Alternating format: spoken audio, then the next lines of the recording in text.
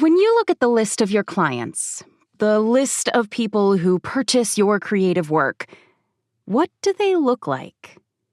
Do all of those people or businesses look the same, or do they differ in some way? And when you look at the type of creative work you do, does it all fit into a tiny little box? Or do you work in lots of different spaces and in lots of different ways? When you think of how you make income in your creative business, does it all come in the form of immediate payment or work-for-hire agreements? Or do you also have money coming into your business that's based on past work? In today's episode, we're going to have a conversation with multi-disciplinary artist Steven Jay Cohen and learn why, when it comes to the kind of artistic work you do and the way you do it, there is freedom in diversity. Welcome to the Starving Artist No More podcast with me, your host, Jennifer Jill Araya. Starving Artist No More is a business coaching community dedicated to helping creative entrepreneurs cast off the starving artist and find thriving fulfillment from their businesses.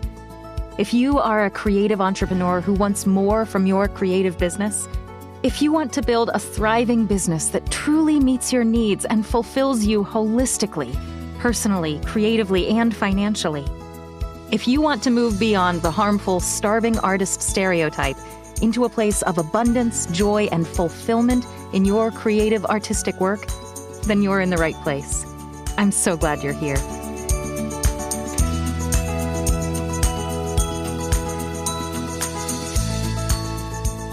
Hello and welcome to episode 58 of the Starving Artist No More podcast.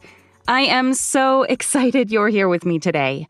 I learned so much from my conversation with Steven Jay Cohen, and I hope you will too. Steven has been a friend of mine since we first met in 2019 at a gathering in New York City before the Audio Publishers Association conference that year. He has taught me so much about what it means to be an artist working in the audiobook space, and also what it means to manage my creative work like a true business and not just a constant hustle. Steven works in a number of artistic mediums. He's an actor and audiobook narrator. He's a skilled audio engineer.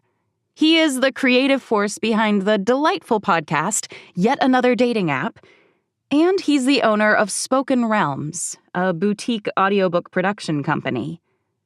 In fact, Steven is going to be one of the faculty members for the Thriving Narrators Retreat, which is taking place in Cincinnati, Ohio, just under 2 months from when this episode is being released, August 22nd through 25th of 2024. When the idea for the Thriving Narrators Retreat was first hatched, Steven was one of the very first people I knew I wanted to have on board. Because he works as an audiobook narrator, as an audiobook engineer, and as an audiobook producer and casting director, he has a unique perspective on the industry that not really anyone else that I know of within audiobooks can bring. His holistic view of the world of audiobooks is quite unique, and I'm thrilled he's going to be sharing his experience and expertise with the narrators attending the retreat. If you'd like more information about how you can be part of the Thriving Narrators Retreat, all of that information can be found on my website, starvingartistnomore.com. And if you're listening to this podcast episode in the future and August 2024 is long past, I still encourage you to visit the events page of my website. I'll always keep that page up to date with everything going on in the Starving Artist No More community. You never know. The exact event you've been waiting for might be coming up. But let's get back to my recent conversation with Steven, which you'll be listening in on very shortly. As I've already expressed, I greatly admire Steven's work from a creative perspective. He's a powerful narrator and a perceptive coach. Some of my own most impactful coaching sessions have been working through a text with his guidance. But in addition, I admire Steven's creative entrepreneurship skills as well. He has crafted an artistic business that allows him the freedom to choose what projects he wants to be involved in, that supports him financially with enough consistency that he can say no if he doesn't think a project is a right fit. And he can say yes to a project that is a true passion project for him, without worrying about exactly how and when he'll receive the financial reward for that work. In short, Steven has succeeded in fully developing the asynchronous income plan for his creative business, and he's enjoying the freedom that comes from that. If you don't have any idea what I mean by asynchronous income, then I encourage you to go back and listen to episode 8 of this podcast, which is all about asynchronous income, what it is, and how you can incorporate it into your creative work. But to give you a quick idea, what I call asynchronous income is what everyone else calls passive income. It's income that comes to you over time as a result of work you've done in the past. I really don't like the term passive income because it implies that it is money that comes to you passively without you doing any work, which is not at all true. Passive income is not actually passive. You do have to participate in the generation of income. Income doesn't just appear. It doesn't come out of thin air. Money doesn't really grow on trees. You have to work to build an income stream that pays you gradually over time. Even if you are investing in the stock market, the stereotypical source of passive income, you have to first work to make the money that you then invest. Passive income requires a lot of work. You just aren't paid at the time that you do the work. So it's not actually passive, but it is asynchronous. Asynchronous income is income where you put in the work up front and then are paid for that work over time, hopefully at a rate much higher than your normal rate. You do the work, and then you get paid for that work on a recurring basis into the future. Anytime you do work that will continue paying you far into the future, you are building your asynchronous income. Developing asynchronous income in your creative business is where you get to break the connection between your income and your time. You invest a set amount of time up front to set up whatever income stream you're pursuing, and then over time, that investment of time pays you back without needing much, if any, additional investment of time. You do the work once, and you get paid for it many times. All of a sudden, your income isn't dependent upon you completing a set number of projects per week or per month. Income is coming in regardless of whether or not you worked that week or month. Having a strategy for asynchronous income is one of the 6 components of a thriving creative business. And you can learn all about those 6 components in episode 54 of this podcast. Asynchronous income is what gives you paid time off, whether that's for sick days or for vacation time. It's what acts as your financial cushion if you have a lean month, what might have been a famine month before you implemented your asynchronous income plan. It's what gives you the freedom to take on a passion project. And figuring out the right asynchronous income plan for your creative business starts with diversifying your clients and the kind of creative work you do. A recent New York Times morning email about the Tony Awards included this little nugget. "You can't make a living from releasing records alone," said Sarah Bareilles, the singer-songwriter who wrote the score for Waitress and is now writing songs for her second musical, a stage adaptation of The Interestings. Artists in general understand how diversification of creative output is not just helpful, but kind of essential. When you look at your clients, are they diversified? Do you have a variety of types of clients? For me, in my audiobook work, diversification of clients means that I'm working for both publishers and for independent authors. It means that I'm working for different types of publishers, the big ones and the smaller ones. I pursue work that is royalty share and PFH, or per finished hour, the audiobook world's version of a work-for-hire contract. I work in a variety of audiobook genres. I even have one e-learning client, so that I'm doing a bit of non-audiobook voiceover work as well. And diversification is one of the many reasons that I made the decision to start coaching about 2 years ago. In his book, How to Make Money While You Are Sleeping, which I'll link in the show notes, author and photographer Rich Salmon compares this diversification of creative output to using peanuts to feed an elephant. And yes, I know that peanuts aren't actually good for elephants and aren't part of an elephant's natural diet, but just go with me. Or rather, just go with Rick Salmon's analogy. Even if it's not a realistic analogy, I do find it to be helpful. So, elephants are big animals, and a peanut is a really small little thing. One peanut is a pretty tiny little bite. A single peanut isn't going to go very far in terms of satisfying an elephant's hunger. But if you have enough peanuts from enough different places, then all those peanuts can add together to make a huge meal, and they can actually do a really good job making an elephant feel full. When you're feeding an elephant using peanuts, the goal isn't to satisfy the elephant's hunger from a single little peanut. It's to add all the peanuts together to create a satisfying meal because there are so many individual peanuts. Even though each individual bite is tiny, added together, you've got a full and happy elephant. The same thing goes for your artistic work and your creative business. If you can spread out your income sources across lots of different clients and lots of different aspects of working within your creative industry, you give your business diversity, which transfers into giving your business strength.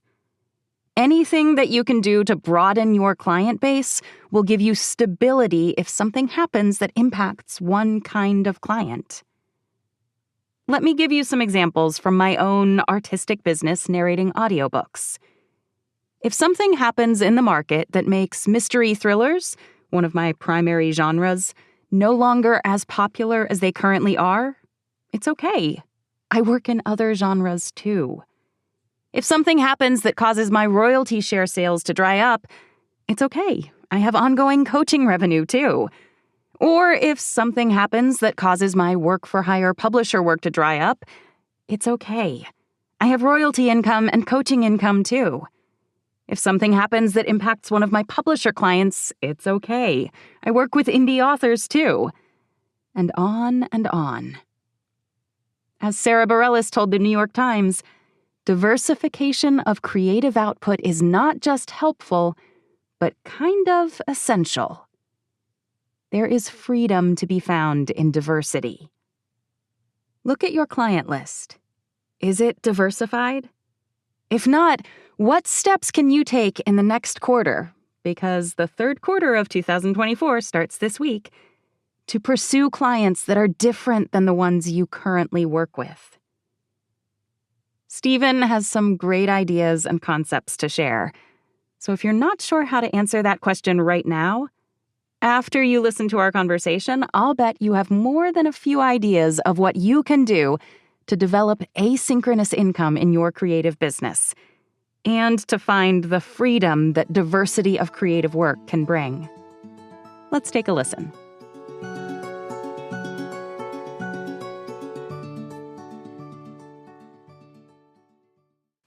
Hello and welcome to the incredible, the multi-talented, the multidisciplinary artist, Steven Jay Cohen, who is a performer and entrepreneur. Steven, I'm so excited you're here today to chat with me. Thanks for inviting me, Jen. I'm just really looking forward to our conversation. So with that in mind, let's dive into that first question. So as I alluded in my introduction to you, you are a multidisciplinary artist and entrepreneur. You're an accomplished audiobook narrator. You are a skilled audio engineer. You are a writer. You're an audiobook coach, and some of my favorite coaching sessions that I've ever had have been with you. You are a director. You own a production company that produces not just audiobooks, but also radio drama style podcasts and all sorts of audio storytelling. So I'd like to start today with you giving us a bit of a rundown about how you branched out in all those different directions with your creative business. What led you to work with such skill in so many different areas? Well, I've been doing this for a long time. So I've been performing professionally since the early 90s. And so life has basically meant that along the way, one picks up a lot of skills and does a lot of other things as you then bring those things back to the work. When I came back to audiobooks, one of my first coaching sessions was with Scott Brick. And he talked about his interactions with Morgan Freeman early on. And a big thing was that being conscious, and he didn't use the word brand, it was really more about treating your work as, instead of thinking of yourself as an actor, thinking of yourself as a talent agency with a roster of one. Thinking of yourself in terms of that means that as you're thinking about your business there, you're not simply looking for the next job as much as you're also thinking about, well, can I afford to acquire rights to this thing that I'd like to be part of making the movie of?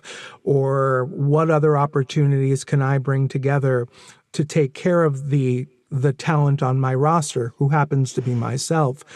And I found that to be incredibly informative very early on. And that piece of advice happened at about the same time that a different coach, Jeffrey Kafer, was talking about the importance of diversity in one's catalog, that if you're making money off of royalties from content, the more diverse the catalog, the more stable the income.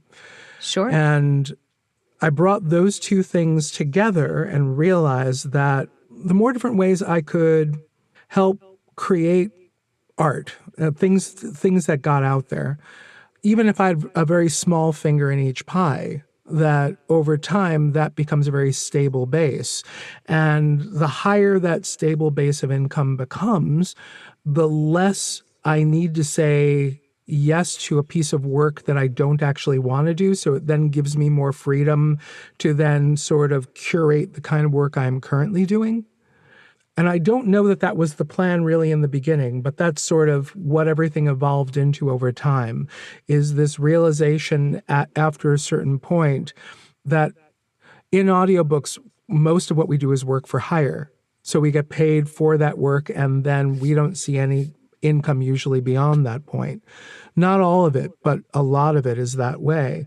And getting to a place where I was making enough from the little pieces of work I had done that I could look at a job and say, my rent next month is taken care of. So do I really want to do this book? Do I feel like that is something I can do? Not can do. Do I feel that is something I want to do? Do I want to associate that with me moving forward? I think the wide diversity of things made it possible for me to do that way sooner than it would have if I was relying on the next job to be the major source of what was coming in to support the work. Absolutely. The freedom that comes from that assurance that you're financially taken care of, the work that you've already done and that base you've already built will give you what you need financially. That assurance must be very freeing. And it takes a long time to realize it's there. Neil Gaiman talked about in this wonderful commencement speech he gave to the Philadelphia School of the Arts. Okay. I'll make sure to link that in the show notes. Oh, it's amazing. That's the one that if you look up Neil Gaiman with Make Good Art, it's that commencement speech. All right. I will find it and put that link in the show notes for our listeners. And there's a lot of really good things in that one for entrepreneurs, but this particular point was a great one. He talks about how early in your career, your day is basically putting messages in bottles and sending them out, hoping that something is going to come back to you. But he talks about how at a certain point in your career, you start getting more bottles back and you have to start figuring out which ones you want as opposed to all of this outlay that you're doing very early on. And it takes a while to realize. I remember very specifically when there was a project offer that came in, and I knew I had gotten it because of a lot of the work I had done previously. It was very much in line with a lot of the work, but it was very heavy and very dark, and I wasn't really sure I wanted to do it. And I had the weekend to think about it, and it was over that weekend that I realized, wait a minute, I don't need to do this. Do I want to do this? And that shift just really helped make things, helped change my perspective on what was coming in. It wasn't always hustling for the next offer as much as it started to become, what do I really feel I could add value to, and what do I think is going to help me grow artistically? Wow. That is a beautiful place to be. So how do you think that has changed your decision-making from that before time to that after time? What decisions are you making differently? Well, I'm still taking hard work, but I'm taking hard work that I feel like I can grow from, as opposed to, it does a few different things. It changes the nature of the work, but it also sort of changes the nature of what does it mean to not be in the booth, because not everything that's creative happens behind the microphone. Oh, for sure. When you're in that hustling mode, any day you're not recording can feel, at least to some point, like I'm missing the opportunity to make money to do the next thing. Whereas now it is, if I'm in here, I'm focused on this. If I'm not in here, I'm taking that to work on things musically, or I'm taking that to work on writing a different script, or working with somebody else on an idea to bring things together. So I feel like I've gotten to a place where I can actually interact with people about how best to leverage what they want to do, or how to sort of create other opportunities for the future, as opposed to, I'd really better get this person who hasn't hired me in the last 18 months to think about me for a project that's coming up because I absolutely desperately need that. And my self-worth was totally wound up in whether or not I got the job or not. I know which other narrators I'm typically up against for work. It's also made it so much easier for me to appreciate when one of them has gotten the job. It takes that pressure off a little bit. Oh, absolutely. It becomes I could have done this book, but Matt Godfrey is going to do such a beautiful job with that piece. And then hearing, like, as an example, that he got it instead of me, realizing that it's going to be in really good hands, and being able to let go of it. The difference between I need this job to pay the rent versus it wasn't my job and it went to the right artist is it provides space to relax into just being in the moment, as opposed to needing to be on all the time. For sure. And I have to imagine that your creative process is a little bit freer and more relaxed and more open because you don't have the pressure of needing to be in the booth making money every single day. Exactly. So that diversity helps with that. And with, I think, in a big fear, not only inside our segment of the creative economy, in a lot of places, with AI and machine learning sort of starting to move in, the idea about the more diverse your palette of things that you're using, the more diverse the media that you're using for the work that you're doing, the more durable your income is, if that makes sense. And so I think it gives a little bit more peace of mind than what it can feel like if it's the very simply, I am an audiobook narrator in a box that is a very specific shape. It's very much the willingness to say, all right, I exist in this box, but I need to grow beyond the box in order for this to be something that I can do for the long term, or something that is going to fulfill me for the long term. It shouldn't just be box shaped. Absolutely. I exist in the box and I exist outside of the box. It's a both and exactly situation. Right. So let's say someone is listening to this and they're like, oh my gosh, this is absolutely what I need to do. How do they do it? How did you figure out what other avenues besides actually sitting behind a mic and performing into Right. it, or being on stage as an actor? Because I know you've got some other acting experience too. But besides doing the acting thing, how did you pick what you wanted to do?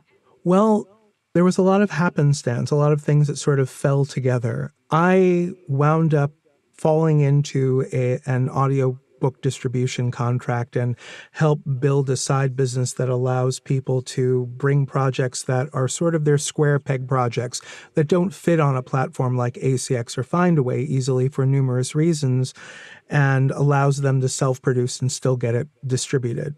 And someone early on looked at what I had built and they said that I really needed to take that to a business incubator, to a startup sort of scene. And there was one out here, and I showed up, and I wound up going through both the incubator and the accelerator. And I learned a lot about that way of looking at a business. And I really feel that running a creative business like a startup is a lot more appropriate than thinking about things in terms of a traditional business plan that has very defined parameters and edges. Because the nature of a startup is that you think this is the idea, you're going to figure out how to test it, and as you're testing it, you might pivot and iterate and change and evolve, or realize that branding that felt like it suited you 6 months ago now doesn't feel like it's quite the right fit as you're seeing other things coming back to you. So I feel like I picked up a lot from bringing a business through an incubator, and there's so much stuff out there that you can jump onto YouTube and sort of see about the different ideas about pitching and pivoting and what they refer to as the minimum viable product. So Yes. MVP in the case of a startup means something very different than it does in sports. You are the most valuable player if you're 100% of your roster.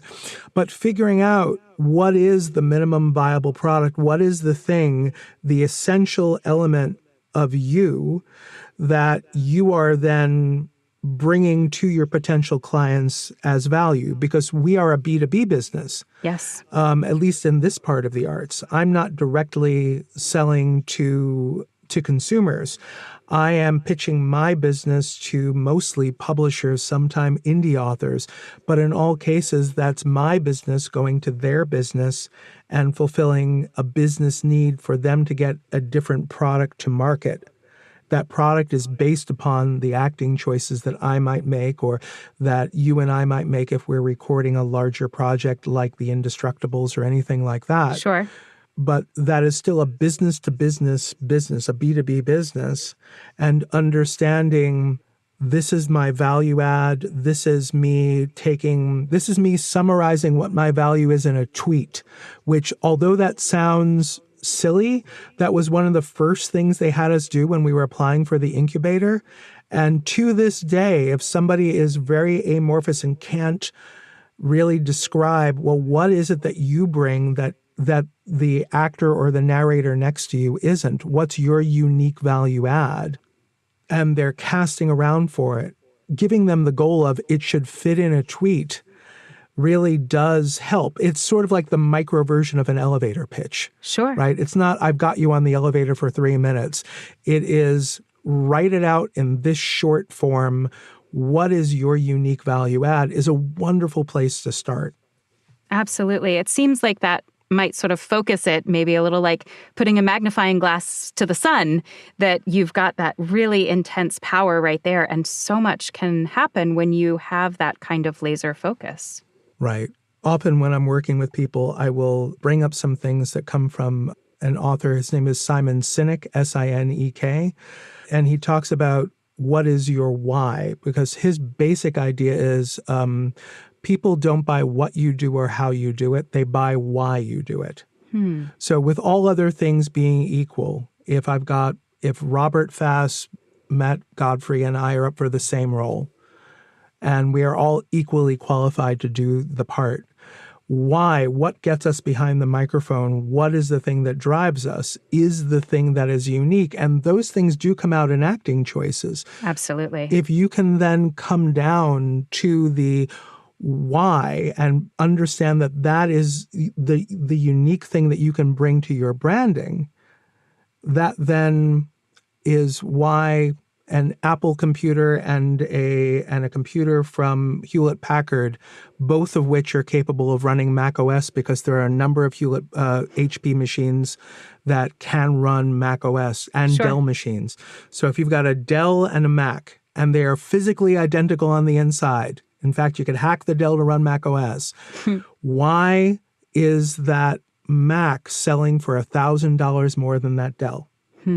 It's selling for $1,000 more and selling successfully because Apple is not selling computers. The product in the end that's being purchased might be a computer, but Apple isn't making the sale based upon the fact that it's a computer. They are focusing on why why they do what they do. For and sure. that becomes the differentiating moment. Oh, that's a beautiful way of thinking about it. So I do actually have a podcast episode that I'll link in the show notes about finding your why as a creative, but that's more from a motivational perspective so that when hard times come, you know internally yourself why this matters to you. Don't know that I've ever really thought about it exactly in the context of using that to inform your branding. That's a really good thought. Right. The decision-making part of your brain is not the part of your brain where speech lives. You make decisions in the limbic part of your brain. That's why we often say, it didn't quite feel right. Why did you choose not? It didn't feel right. We don't say, we don't use thought words when we're talking about those moments. And so why doesn't really come from that logic center. And you can look to see that the most successful brands, whether or not they are businesses, the most successful brands do focus on why they are doing what they're doing and sort of invite you to be part of that. Really good thought, Steven. So would you mind sharing a little bit of your why so that maybe we can have an example that we can draw from when we're formulating our own? Right. So there's some wonderful, and one of the things that I will be working on when I see you later this year. Yes, for the Thriving Narrators Retreat. Right, are a series of workshops to do this. And the thing is that when you've come up with something, you will come back to it and keep refining it. You will keep pivoting because over time you'll realize that the wording wasn't quite right. But the why for everything, whether it is what I'm doing here right now or something or any of the other things I'm doing, seems to come down to one basic sentence. And I've been able to refocus the room, no matter what's going on, by coming back to this. My goal every day is to help good people do good work. Right? So when somebody comes in with an idea and I'm thinking about that, and my thought is, well, does this allow me to help good people do good work? And I realize that's generically phrased, but the genericism in that is what then allows for it not to always be something here in audiobooks. Sure. Or something over here in technology or something in education, which I spent a number of years working in. So it's helping good people do good work is realizing there's an idea over here and how can I support it? So that's why, if you're looking at the promotion that comes out of Spoken Realms, the promotion really is about finding new things that have recently come through the system that we can try to elevate the conversation on and make some more connections with. Those aren't things that people are paying us extra to do. We're looking there going, what exceptional things have come through the system recently? What can we help to try to shine a light on? Sure. And that's what we're trying to do there with those pieces. It's very collaborative and supportive and community building, which is a wonderful thing. Yeah. And so I've heard lots of different things from lots of different people in lots of different ways about that. And Simon Sinek has a couple of good basic things that he'll talk about. Like a good place to start if you're basically trying to cast around and figure this out is to sit down with a friend and persistently but gently work on, why are you my friend? Because eventually, once they give you all the surface answers and they're getting frustrated because they haven't gotten to, well, why am I your friend? they'll start to go, I don't know. And as they get to that level of frustration, they will then push past and give something that doesn't quite sound like an answer, but will get closer to the why. What is the value add that you bring to the relationship? Yes. And there's a couple of videos of him online doing exactly that with people, but there are a few different pieces, and there's a training which I wound up doing about like guiding people through this process. And I find that once you've found the why, even though the wording will slightly change, once you've got that kernel, your branding will continue to change, but it will usually then become a different view on that same thing that is essentially you in that moment, in the middle. For sure.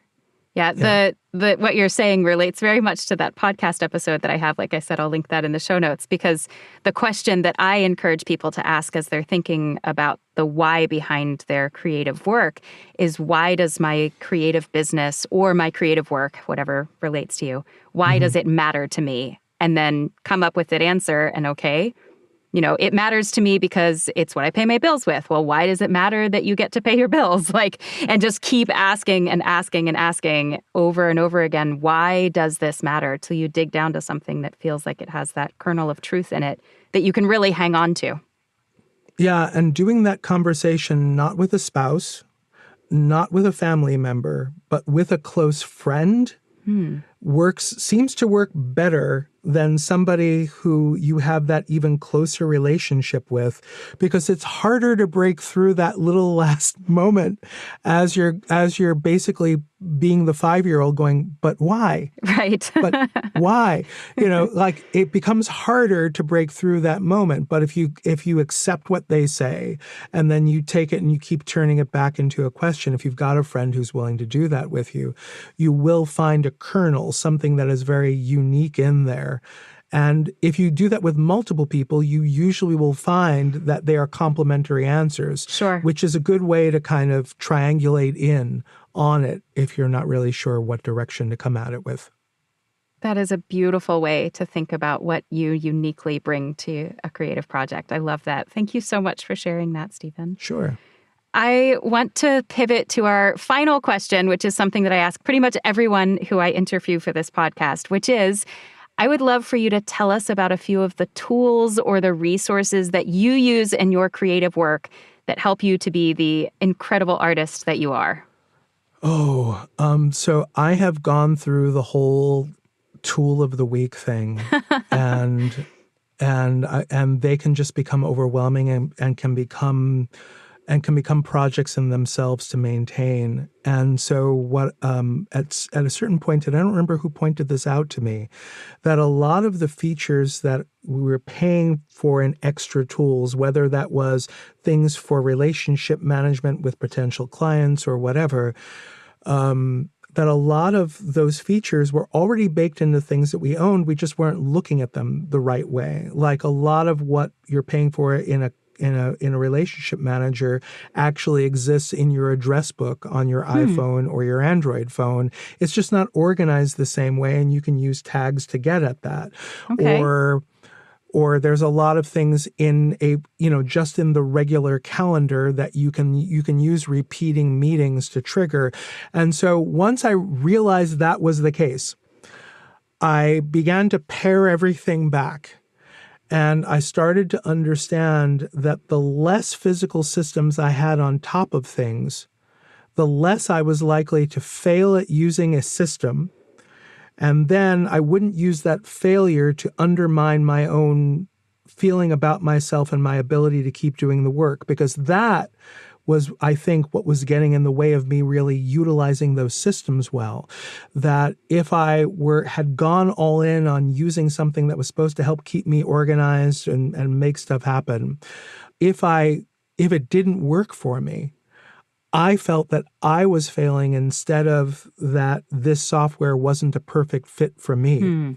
Sure. And while I was doing that culling, I had shown my daughter while she was in college the Pomodoro technique because she had this pile of stuff to get done. And as a thank you for my birthday that year, she got me a little she got me a physical tomato timer. Yeah. Pomodoro a physical toilet. Right. So not something on there. And I keep it on my desk because I know it works, but I know that if I do it every day, like this is how I organize my days, no. But it is physically sitting there for those times that I've gotten overwhelmed. So then I go, all right, for the next 2 days, I'm breaking everything down into Pomodoros and I'm going to turn the tomato. And here we go. I will have 27 minutes of that and a 3-minute break because I know the system. But I have learned for myself that if I try to live by the systems, anytime I fail to do that, then becomes the background track, which can get in the way of trying to get back to the creativity. Sure. I like to think of those sorts of things as most days habits rather than an everyday habit. I have most days habits that I find really supportive for myself and my creative process, but I let go of the need to do them every day. It's just most days. Right. So it's like journaling with a pen and paper instead of journaling on a computer. Like taking some things back down to very, very simple places appears to be, I think in part because we spend so much time with screens. Yeah. So anything that I can do that wasn't yet again dependent upon the computer, whether it was a physical timer or realizing that journaling on the computer felt different than journaling with pen and paper, all of those things of giving myself something that is completely non-virtual did help break things up and does help sort of change how my mind is processing something. Sure. Oh, what a beautiful idea, Steven. Thank you so much. This conversation has really given me a lot to think about. I thank you for your time. Well, thank you. Thank you so much for listening to this episode of the Starving Artist No More podcast. I hope you enjoyed my conversation with Steven Jay Cohen as much as I did. If you found today's episode helpful, make sure to subscribe to this podcast so that you never miss a future episode. I would be so grateful if you would leave a review for me in your podcast player of choice. Reviews, especially those in Spotify and Apple Podcasts, are what help new listeners find this creative corner of the podcast world. And, of course, if you have a creative colleague who you think needs to listen to today's episode, or any episode of the Starving Artist No More podcast, please share it with them. Sharing is caring.